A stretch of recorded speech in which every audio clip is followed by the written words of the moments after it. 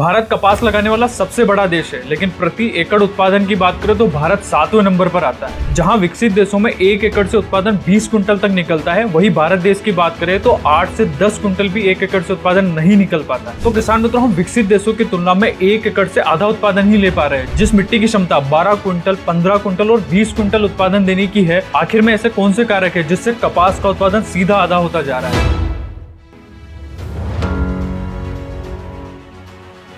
नमस्कार किसान मित्रों, कात्यायनी ऑर्गेनिक्स के YouTube चैनल में आपका स्वागत है। आज के वीडियो में हम बात करने वाले हैं कपास के बीज चयन के समय किन किन बातों को ध्यान में रखना है। साथ ही में हम चर्चा करेंगे कि कपास की फसल से ज्यादा पैदावार कैसे निकालें।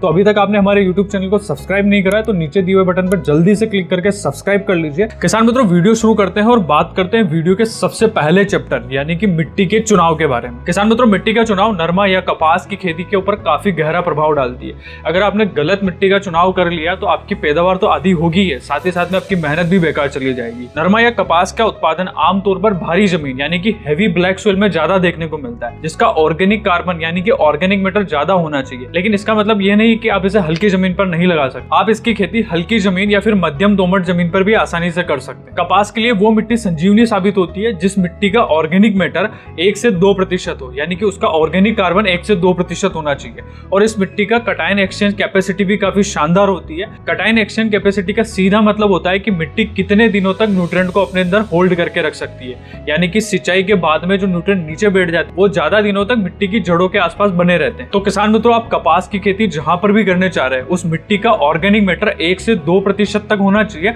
और उसकी कटायन एक्सचेंज कैपेसिटी 15 से 30 के बीच होनी चाहिए। ऐसी मिट्टी का ही चुनाव करें। कपास को जल भराव वाली मिट्टी बिल्कुल भी पसंद नहीं आती है, तो आप जहां पर भी कपास की खेती करने चाह रहे हैं वहां पर जल निकासी की उचित व्यवस्था बना ले, तो जब भी बारिश आए तो आपके खेत में बारिश का पानी ज्यादा दिनों तक ठहरे नहीं, यानी कि जल भराव की स्थिति न बने। किसान मित्रों, वीडियो में हम आगे बढ़ते हैं और बात करते हैं अगले सबसे महत्वपूर्ण विषय के बारे में, जिसमें अक्सर हमेशा किसान भाई गलती कर देते हैं और उत्पादन यानी कि पैदावार के ऊपर उसका काफी गहरा प्रभाव पड़ता है। जी हाँ, मैं बात कर रहा हूँ बीज चयन के बारे में। आपके मार्केट के अंदर कपास की काफी सारी वैरायटियां मिल जाएगी, लेकिन आपकी मिट्टी के लिए कौन सी वैरायटी सुटेबल है या नहीं है, यह आपको मिट्टी को चेक करने के बाद ही अनुमान लगाना है या फिर निर्णय लेना है। किसान मित्रों, आप जब भी बीटी कपास का बीज लेने जाए तब 3 प्रकार की मिट्टियों को दिमाग में जरूर ध्यान रखें और इन्हीं मिट्टियों के आधार पर ही बीज का चुनाव करें। पहली मिट्टी है काली जमीन यानी कि हेवी सोइल। इस प्रकार की मिट्टी सामान्यतः काले रंग की होती है और इसमें जब भी आप कल्टीवेटर लगाते हैं तो इसमें डीजल का खपत ज्यादा होता है। मतलब कि इसके अंदर भारी जमीन होने के कारण मिट्टी के अंदर कल्टीवेटर आसानी से चल नहीं पाता है, कल्टीवेटर चलाना काफी मुश्किल होता है। दूसरे प्रकार की मिट्टी होती है मध्यम मिट्टी। यह मिट्टी मध्यम होने के कारण इसमें कल्टीवेटर चलाना ज्यादा मुश्किल नहीं होता है, यानी कि इसकी मिट्टी के जो कण रहते हैं वो थोड़े दूर दूर होने के कारण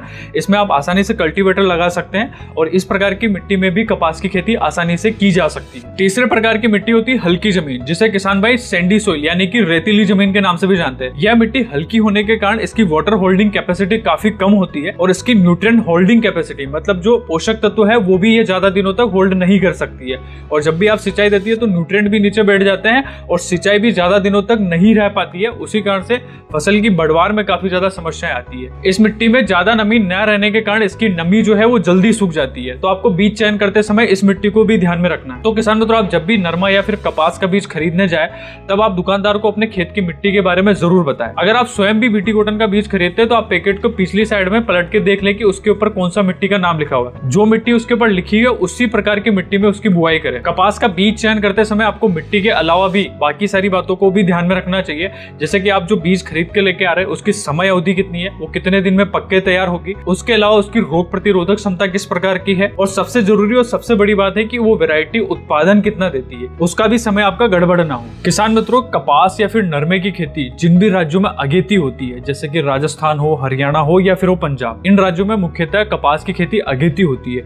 तो यहाँ पर आपको सिंचाई प्रबंधन के ऊपर भी ध्यान देना बहुत जरूरी है, क्योंकि इन राज्यों में कपास की खेती 15 अप्रैल से चालू हो जाती है और इस समय का तापमान 35 से लेकर 50 डिग्री सेल्सियस के आसपास रहता है, जो कि जर्मिनेशन के लिए बिल्कुल भी सुटेबल नहीं है। तो आप जब भी कपास की बुआई करते हैं तो पौधे झुलसने या फिर वाटर स्ट्रेस या फिर कई प्रकार के तनाव फसल को देखने को मिलते हैं, जिससे कपास की शुरुआती अवस्था में काफी ज्यादा समस्याएं देखने को मिलती है। इसलिए आप जब भी कपास की बुआई करें तब खेत के अंदर एक फ्लड इरिगेशन यानी कि पलेवा जरूर कर ले, जिससे क्या होगा कि मिट्टी का जो टेम्परेचर है, तापमान जो है वो कम हो जाएगा, जिससे बीज अंकुरण जो है वो भी काफी शानदार होगा और फसल की शुरुआती अवस्था में काफी बेहतरीन तरीके से बढ़वार देखने को मिलेगी। तो किसान मित्रों, ये थी बुआई से पहले वाली सिंचाई। उसके बाद में जब बुआई कंप्लीट हो जाता है उसके बाद में अगर आपके क्षेत्र में हल्की जमीन है तो मैं सुझाव दूंगा कि आप ड्रिप इरिगेशन से सिंचाई दें, यानी कि ड्रिप लगा दें। जिससे क्या होगा कि आप थोड़ी देर के लिए ड्रिप चालू कर देंगे तो सोइल का टेम्परेचर जो है वो काफी अच्छी तरीके से मेंटेन हो जाएगा। और अगर आपके क्षेत्र में मध्यम जमीन है तो आपको 5 से 7 दिन या फिर 8 से 10 दिन की गैप के अंदर आपको सिंचाई देना है। और अगर आपके क्षेत्र में भारी जमीन है यानी कि बिल्कुल हेवी ब्लैक सोइल है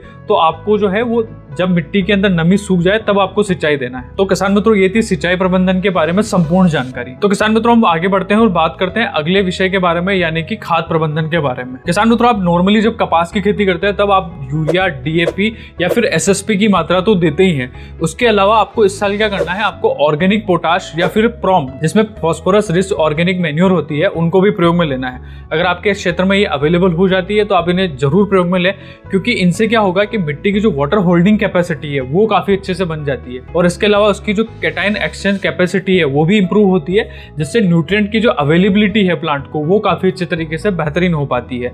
और जितनी भी खाद और उर्वरक आप जमीन में डाल रहे हैं वो सारी की सारी खाद उर्वरक पौधा अच्छे से ग्रहण कर पाता है। दूसरी बात आपको यह ध्यान में रखनी है, जिसे हर किसान भाई अक्सर इग्नोर कर देता है या फिर उसे नजरअंदाज कर देता है, वो है सल्फर की मात्रा। आप जब भी कपास की खेती करें तो कपास का जो बीज होता है उसके अंदर तेल की मात्रा को बढ़ाने के लिए आप सल्फर घटक युक्त खादों को जरूर प्रयोग में लें। सल्फर के रूप में आप सल्फर 90% आती है या फिर सल्फर बेंटोनाइट जो आती है उसको प्रयोग में ले सकते हैं। जिससे क्या होगा, एक तो पौधे की रोग प्रतिरोधक क्षमता अच्छे से बनेगी, उसके अलावा उसके अंदर जो दाने के अंदर जो तेल की मात्रा होती है वो भी काफी अच्छे से बन पाए। इसके अलावा सल्फर मिट्टी का पीएच सुधारने में भी मदद करता है, यानी कि जो मिट्टी के कण होते हैं उनके कणों की दूरी को आपस में बढ़ा देता है, जिससे मिट्टी का एरिएशन अच्छे से हो पाता है और फसल में आपको बढ़वार भी काफी शानदार तरीके से देखने को मिलती है। किसान मित्रों, सल्फर के अलावा एक और पोषक तत्व तो फसल के लिए सबसे ज्यादा जरूरी होता है, वो है मैग्नीशियम। क्योंकि मैग्नीशियम की अगर फसल को कमी हुई तो आपको कपास के पत्ते लाल कलर के दिखाई देने लग जाएंगे, जो फसल का क्लोरोफिल है वो सही से नहीं बन पाता है। तो मैग्नीशियम की पूर्ति के लिए आप मैग्नीशियम सल्फेट घटक युक्त खाद को 10 किलो प्रति एकड़ के हिसाब से उपयोग में लें। तो किसान मित्रों, यही आपको न्यूट्रिएंट मैनेजमेंट अच्छे से रखना है, जिससे कपास की बढ़वार भी अच्छी हो, फसल में अच्छा हरापन दिखे और पौधे की जड़ों का अच्छे से विकास हो पाए। तो किसान मित्रों, अगर आप ये सारी बातें ध्यान में रखते हैं तो आप कपास की सबसे बेस्ट और सबसे शानदार वैरायटी का चयन कर पाएंगे। तो किसान मित्रों, वीडियो में दी गई जानकारी आपको अच्छी लगी तो इस वीडियो को लाइक करें, चैनल को सब्सक्राइब करना ना भूलें, और अगर आप कपास के किसी अन्य विषय पर वीडियो देखना चाहते हैं तो कमेंट बॉक्स में जरूर पूछें।